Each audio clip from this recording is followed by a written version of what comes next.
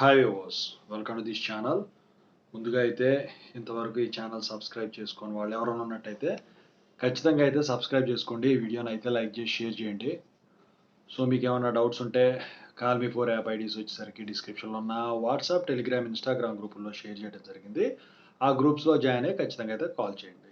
So ఇందులో వచ్చేసరికి చాలామంది స్టూడెంట్స్ JNTH 1112 11R22 రెగ్యులర్ కానీ సప్లీ కానీ 12R22 కానీ మిగతా సప్లీలు కానీ 41 బీటెక్ రెగ్యులర్ సప్లీ కానీ పోస్ట్ పోన్ అవుతాయా? జనరల్గా వచ్చేసరికి ఏంటంటే ఈ 1112 వచ్చేసరికి జనవరి పొంగల్ హాలిడేస్ తర్వాత 22 నుంచి స్టార్ట్ కావాలి.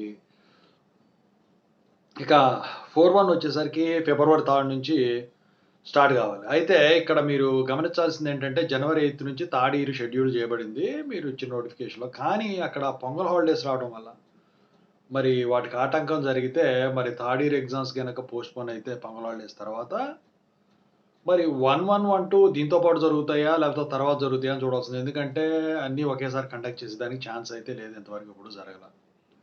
సో అది కూడా కాకుండా ఫస్ట్ ఇయర్ సిలబస్ హెవీ ఉంటుంది కాబట్టి కాలేజీ వాళ్ళు రిక్వెస్ట్ చేస్తే కొంచెం ఫిబ్రవరికి ఫస్ట్ ఇయర్ ఎగ్జామ్స్, ఆ తర్వాత దాని తర్వాత దాంతోపాటు 41 కానీ లేకపోతే దాని తర్వాత అయిపోయిన తర్వాత 41 కానీ కండక్ట్ చేసేదానికి ఛాన్స్ ఉంటుంది.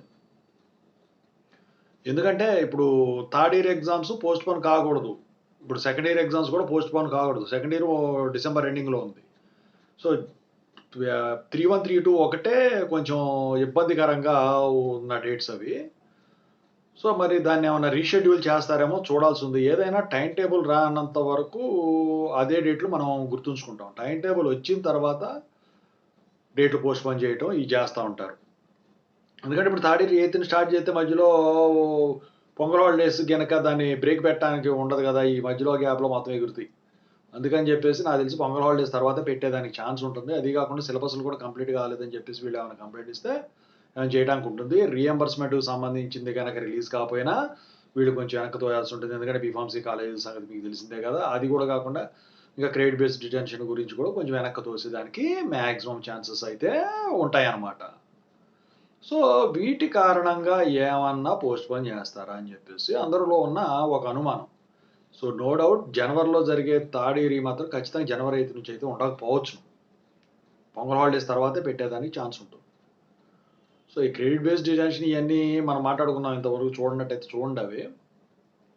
ఇంకా మీకు దీని పరంగా ఎందుకంటే ఇప్పుడు ఫోర్త్ ఇయర్ కొంచెం వెనక్కి తోసారనుకో మళ్ళీ ప్రాజెక్ట్ డిలే అవుతుంది. అయినా ఇవన్నీ పట్టించుకోవట్లేదు వాళ్ళ రోజున ఎవరు కూడా.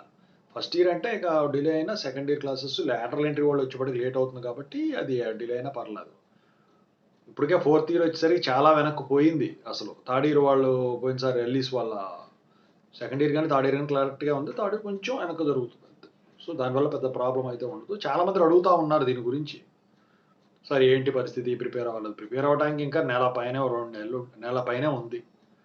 సో ఈ లోపు టైం టేబుల్ రిలీజ్ అయిందంటే అసలు మీ క్రెడిట్ బేస్డ్ డిటెన్షన్ గురించి తెలిసిపోయిన తర్వాత చాలా మందికి ఒక అవగాహన అనేది రావడం అయితే జరుగుతుంది. ఇప్పటికే బీఫార్మసీ థర్డ్ ఇయర్ వాళ్ళకి వచ్చింది. ఓకేనా? సో ఏ అవకతవకలు జరగకుండాంటే సరిపోతుంది. రీఎంబర్స్మెంట్కి దీనికి లింక్ ఉందా అంటే మరి అది కూడా ఉన్నట్టే కదా. ఎగ్జామ్ ఫీజులు మీలో కట్టించుకుంటున్నారు లేదో నాకు తెలియదు. అందరు కట్టేశారు, ఎవరు ఇబ్బంది పెట్టట్లేదని స్టూడెంట్స్ అంటా ఉన్నారు. దానికి ప్రాబ్లం లేదు. కానీ హాల్ టికెట్ ఇచ్చేటప్పుడు సో ఇదనమాట ఓవరాల్గా 1112, 41 పోస్ట్ పోన్ అవుతాయండి. ఓకేనా? Thank you.